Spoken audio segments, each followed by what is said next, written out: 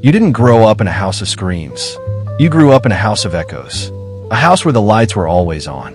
The fridge was always full. They showed up to the school play. They signed the permission slips.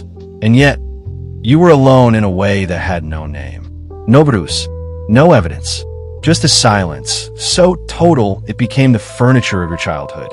Today, we open the case on the phantom parent, the one who provided everything, except the one thing you actually needed to survive.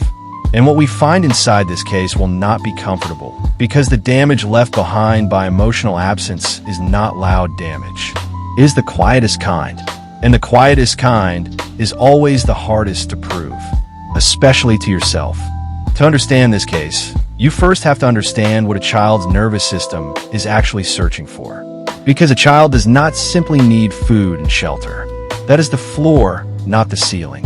What a child's developing brain is scanning for constantly, in every room, every silence between words, is attunement.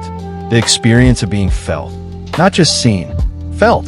The moment a parent looks at a child and something passes between them that says, I know you are in there. I recognize you. You are not invisible to me. When that is present and consistent, the child's nervous system learns something foundational, that relationships are safe, that the interior self has value, that being known is possible. When it is absent, the nervous system learns something else entirely, something it will carry for 30 years. You know the moment. You walked into the room. You had something, a fear, a small humiliation, something that happened at school that was quietly destroying you. You stood in the doorway. They didn't look up, so you waited one more second. Then you said you only came in for water. You got the water. You went back to your room, and you swallowed it alone. That was not a bad day. That was a pattern. And patterns, repeated long enough, become architecture. The phantom parent does not announce itself. The body was there. You were not. That is the whole case, really, except the child cannot see it that way. Because the parent stayed, which means there is no clean story of abandonment. No moment you can point to and say, this is where it happened. Just the nodding, the half listening, the warmth that arrived when you performed correctly and withdrew when you were too much. And the child, being a child, does what children always do. They map the edges. They learn which version of themselves keeps the warmth available. They make themselves smaller, more impressive, less needy, less sad. They disappear themselves before the parent can disappear them first. The child eventually stops asking, not because the need disappeared, because hope did. Some children stop crying because nobody comes. They don't become stronger. They become quieter, and the world calls that maturity. Now, the nervous system, because this is where the case becomes undeniable. After enough years inside a house of echoes, the nervous system stops asking, am I loved? It starts asking, am I about to be emotionally abandoned again? That becomes the baseline question, the one running underneath every relationship, every interaction, every moment someone gets too close. Not happiness. Not connection, just a constant low-frequency scan for the withdrawal that is surely coming. The nervous system is not looking for happiness. It is looking for resolution, and it will spend decades looking for it in the exact wrong places. Now, look at your phone. Look at your unread messages. Think about the last person who was fully available to you, who texted back immediately, who said exactly what they felt, who didn't make you work for it. Think about how that felt.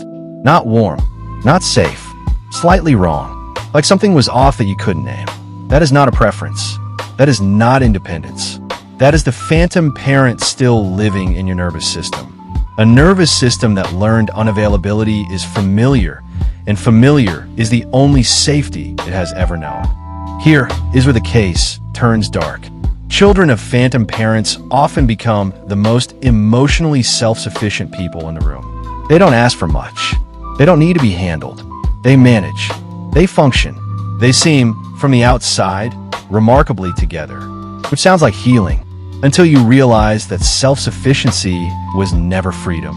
It was adaptation. The child learned not to need, because needing was met with silence.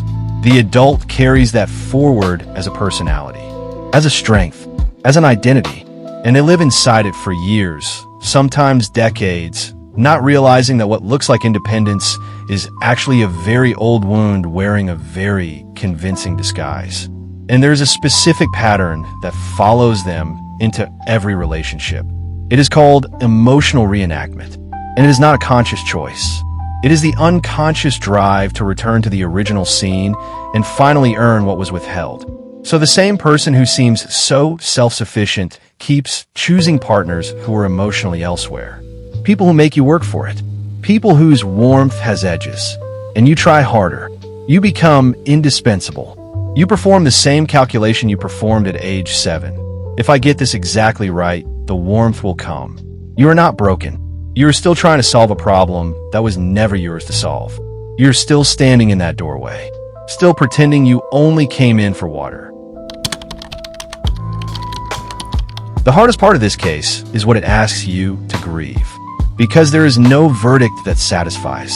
The phantom parent often genuinely believed they were good parents. They provided.